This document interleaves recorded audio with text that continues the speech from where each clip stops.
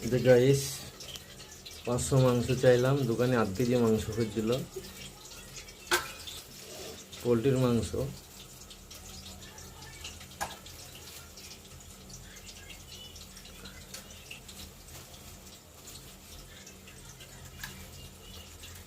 এই পেঁয়াজ,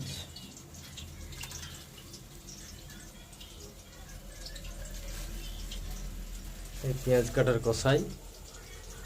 তো মুখটা আধার আধার লাগছে, পেঁয়াজ কাটা কষাই। আর এই 500 চেয়েছিলাম, 8 কেজি দিল।